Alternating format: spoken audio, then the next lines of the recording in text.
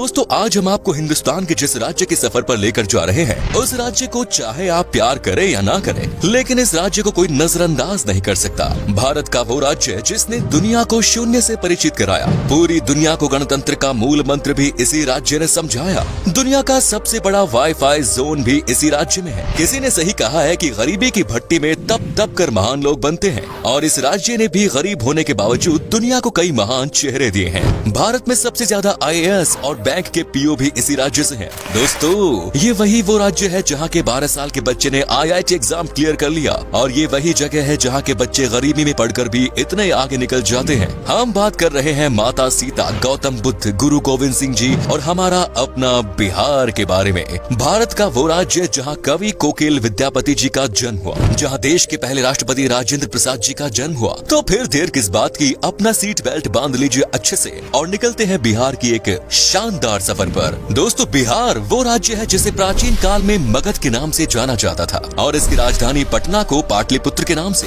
बिहार का इतिहास उतना ही पुराना है जितना भारत का। यहाँ मौर्य, गुप्त आदि राजवंशों से लेकर मुगल शासकों ने राज किया है। माना जाता है कि बिहार शब्द की उत्पत्ति बौद्ध विहार के विहार शब्द से हुई, जिसे बाद में बिहार कर दिया गया। बिहार को उत्तर में नेपाल, पूर्व में पश्चिम बंगाल, पश्चिम में उत्तर प्रदेश और दक्षिण में झारखंड ने घिरा हुआ है। 1912 में बंगाल के विभाजन के समय बिहार अस्तित्व में आया। सन 1935 में उड़ीसा और सन 2000 में झारखंड को बिहार से विभाजित कर दिया गया। बिहार वो राज्य है जो भारत के इतिहास में साहित्यिक, ऐतिहासिक, धार्मिक सभी स्तर पर महत्वपूर्ण भूमिका अदा करता है, और आज भी बिहार शिक्षा, संस्कृति और सामाजिक दृष्टि से उतना ही समृद्ध है जितना कि पहले था। आपको जानकर हैरानी होगी, लेकिन ये सच है कि सिर्फ इतिहास के पन्नों पर ही नहीं बल्कि वर्तमान में भी बिहार दुनिया में जगमगा रहा है। बिहार की राजधानी पटना में दुनिया का सबसे बड़ा वाईफाई रेंज जोन है। एक दो नहीं बल्कि पूरे 20 किलोमीटर के दायरे में इंटरनेट की मुफ्त सुविधा का फायदा उठा सकते हैं। दोस्तों देश में उत्तर प्रदेश के बाद सबसे ज्यादा IAS ऑफिसर बिहार की भूमि से ही निकलते हैं। बिहारी लोगों के दिमाग बहुत तेज होते हैं। ये लोग सबसे ज्यादा गणित में तेज होते हैं। यहाँ लोगों का दिमाग बड़े तूफानी से चलता है। हालांकि 1990 के पहले IAS ऑफिसर्स के मामले में बिहार लिस्ट में पहले स्थान पर था, लेकिन इसके बाद से इसमें गिरावट आने लगी। बिहार के युवा का ध्यान अब IT सेक्टर में अधिक लग रहा है, लेकिन पिछले कुछ सालों से दोबारा से बिहारी स्टूडेंट्स में IAS के प्रति रुचि देखी जा रही है। दोस्तों बिहार की डेवलपमेंट रेट आज 14.48% है, जो कि ये साबित करती है कि बिहार देश तेजी से बढ़ने वाले राज्यों में सबसे ऊपर है।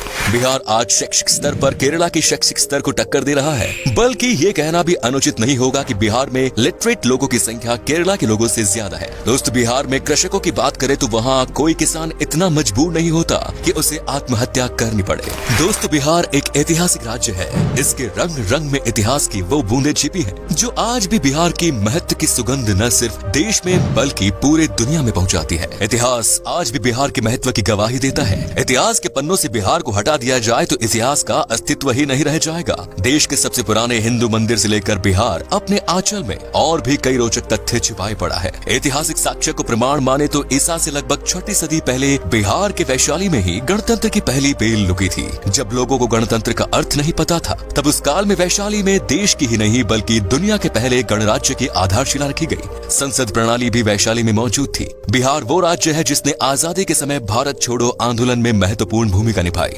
दोस्तों शून्य यानी जीरो के बिना गणित का क्या मोल, ये किसी को बताने की जरूरत नहीं है। दुनिया को शून्य देने वाले आर्यभट्ट जी का जन्म भी बिहार में ही हुआ था। शायद यही कारण है कि आज भी बिहार के लोग गणित में माहिर होते हैं, और आज भी गणित में यहाँ के लोगों की कोई बराबरी नहीं। बिहार ही वो जगह है जिसने चाणक्य जैसा इकोनॉमिस्ट, चंद्रगुप्त और अशोका जैसा राजा, बुद्ध और महावीर जैसा धर्म प्रवर्तक, आर्यभट्ट जैसा वैज्ञानिक और शेर शाह जैसा शासक दुनिया को दिया। भारत एक ऐसा देश है जहाँ क्रिकेट किसी धर्म से कम नहीं, और MS धोनी का नाम इस धर्म के सबसे पॉपुलर पन्नों में से एक। MS धोनी का जन्म रांची में हुआ था, जो कि पहले बिहार का हिस्सा हुआ करता था। धोनी को लोग आज भारत के सबसे सफल क्रिकेट कप्तान और महान खिलाड़ी के रूप में देखते हैं। सिखों के 10वें गुरु गुरु गोविंद सिंह का जन्म भी बिहार में ही हुआ, और सिखों का पवित्र स्थान हरमिंदर तख्त पटना में है। आपको बता दें कि दुनिया का सबसे पुरानी यूनिवर्सिटी नालंदा यूनिवर्सिटी और तक्षशिला यूनिवर्सिटी भी बिहार में ही है। यहाँ पहले विदेशों से भी लोग पढ़ाई करने आया करते थे। दोस्तों माता सीता की जन्मभूमि भी एक समय में बिहार में ही थी, जो आजकल नेपाल का हिस्सा हो गया। आपको बता दूं कि जनकपुर में ही माता सीता पैदा हुई, और तब ये बिहार हुआ करता था जहाँ पर भगवान राम जी आए थे। दोस्तों बिहार के मिथिलांचल में आज भी भगवान राम को दामाद माना जाता है। माता सीता की नगरी मिथिलांचल बिहार का गौरव है। मिथिलांचल की मिथिला पेंटिंग के बारे में तो हर कोई जानता है। आपको तो शायद पता ही होगा कि बॉलीवुड के शान और जान पंकज त्रिपाठी भी बिहार से ही है और बिहार का भी एक बेटा शानदार एक्टर है सुशांत सिंह राजपूत, जिसका देहांत होने के बाद भी लोगों के प्यार ने अमर कर दिया। दोस्तों बिहार का खाना भारत के सबसे शानदार पकवानों में से एक माना जाता है। बिहार का लिट्टी चोखा बहुत टेस्टी होते हैं। आपने अगर लिट्टी चोखा नहीं खाया तो एक बार जरूर ट्राई कीजिएगा, वाकई में आपका दिल खुश हो जाएगा। यहाँ पर वेज से लेकर नॉन वेज तक हर पकवान लाजवाब होता है। इतना ही नहीं, आपको बता दूं कि यहाँ पर गन्ने की जूस भी पसंद किया जाता है और ये इतने मीठे और टेस्टी होते हैं कि इसे पीकर मानो आप दीवाने हो जाओगे। तो चलिए अब बात करते हैं उन जगहों की जहाँ पर आप बिहार के सफर के दौरान घूम सकते हैं और साथ ही बताएंगे कि आपको बिहार की ट्रिप में मैक्सिमम कितना पैसा खर्च करना पड़ेगा। नंबर 1 इज बोध गया। दोस्तों बिहार में घूमने वाली जगहों में शामिल बोध गया एक प्रमुख आकर्षित पर्यटन स्थल है जो कि बौद्ध धर्म से संबंधित अनुयायियों के लिए विशेष महत्व रखता है। बोध गया एक तीर्थ स्थल के रूप में भी जाना जाता है और ये वो स्थान है जहाँ बोधि वृक्ष के नीचे गौतम बुद्ध को ज्ञान की प्राप्ति हुई। यहाँ मन को एक अद्भुत शांति मिलती है, इसीलिए यहाँ साल भर देश विदेशी पर्यटकों की भीड़ बनी रहती है। बोध गया को यूनेस्को वर्ल्ड हेरिटेज साइट्स की सूची में भी शामिल किया गया है। Next is Patna.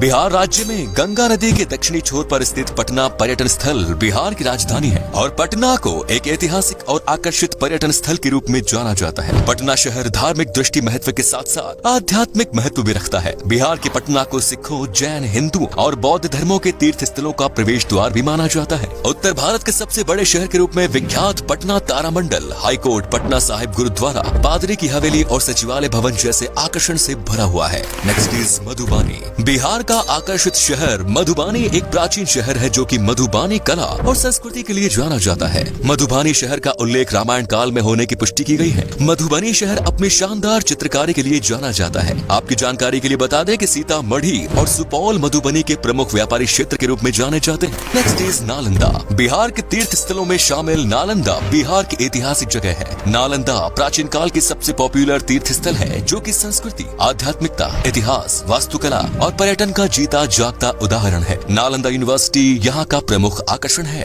Next is Vaishali. Vaishali तीर्थ स्थल बिहार का वो धार्मिक स्थान है जहाँ भगवान महावीर का जन्म हुआ। वैशाली बिहार का एक छोटा सा जिला है जो कि बौद्ध, जैन और हिंदू धर्म से संबंधित अनुयायियों के लिए एक तीर्थ स्थल के रूप में जाना जाता है। माना जाता है कि वैशाली नाम महाभारत काल से संबंध रखता है जो कि राजा विशाल के नाम पर रखा गया। Next is Munger. बिहार के मुंगेर पर्यटन स्थल मिडलैंड के नाम से भी जाना जाता है। ये मुंगेर के प्रसिद्ध मंदिर पूरे देश में प्रसिद्ध है और अपने यहाँ आने के लिए पर्यटकों को आकर्षित करते हैं। मुंगेर को Bihar school of yoga seat के लिए भी जाना जाता है। मीर कासिम की राजधानी के रूप में जाना जाने वाला मुंगेर शहर अपने प्रमुख आकर्षण श्री कृष्णा वाटिका, सीताकुंड, मन पत्थर और दिलवरपुर जैसे आकर्षण के लिए बहुत प्रसिद्ध है। Next is Muzaffarpur. बिहार के प्रमुख आकर्षण में शामिल मुजफ्फरपुर बागमती और लखनदेई नदियों के पास स्थित एक सुंदर शहर है। यहाँ की लीची सबसे पॉपुलर है। मुजफ्फरपुर बिहार की राजधानी पटना से लगभग 71 किलोमीटर दूर है। वज्जिका भाषा मुजफ्फरपुर में सबसे अधिक बोली जाने वाली भाषा है। Next is Bhagalpur. बिहार की सिल्क सिटी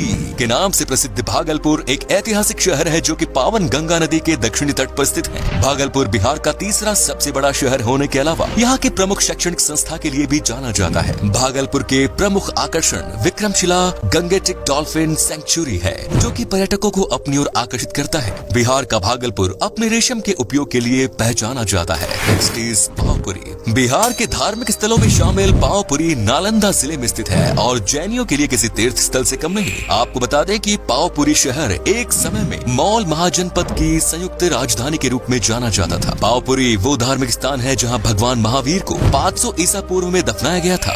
पावपुरी घूमने के लिए पर्यटक भारी संख्या में आते हैं जो कि राजधानी पटना से लगभग 83 किलोमीटर की दूरी पर है। पावपुरी दर्शनीय जल मंदिर पर्यटकों के बीच बहुत लोकप्रिय है। Next is Hajipur. बिहार के प्रमुख शहरों में शामिल हाजीपुर भारत के ऐसे प्रसिद्ध स्थानों में शामिल है जो कि अतीत और वर्तमान को वर्षों से अपने आप में समेटे हुए हैं। हाजीपुर में भगवान बुद्ध का समय, इस्लाम और ब्रिटिश काल से जुड़े रोचक तथ्यों के लिए जाना जाता है। हाजीपुर की भूमि पर जैन धर्म के अलावा हिंदू धर्म से संबंधित कई मंदिर स्थित हैं जो कि पर्यटकों की आस्था का केंद्र बने हुए हैं। आपको बता दें कि हाजीपुर में एशिया का सबसे बड़ा ब्रिज भी स्थित है। दोस्तों आप अगर 7 से 8 दिन की ट्रिप पर जा रहे हैं तो लगभग 17 से 18 हजार के आसपास खर्च होगा जो कि काफी सस्ता है और बिहार में बस की बेहतरीन सुविधाएं हैं, जिससे आपको सफर में कोई परेशानी नहीं होगी। तो ये था बिहार। कैसा लगा हमें बताइए कमेंट्स में, और ये भी बताना कि आप कहां से हैं। बिहार और इसके टूरिस्ट प्लेसेस के बारे में अगर आप और जानना चाहते हैं तो कमेंट्स में लिखिए पार्ट 2। उम्मीद है आपको ये एपिसोड पसंद आया होगा। वीडियो को लाइक कीजिएगा और अपने दोस्तों और रिश्तेदारों के साथ शेयर करना ना भूलें।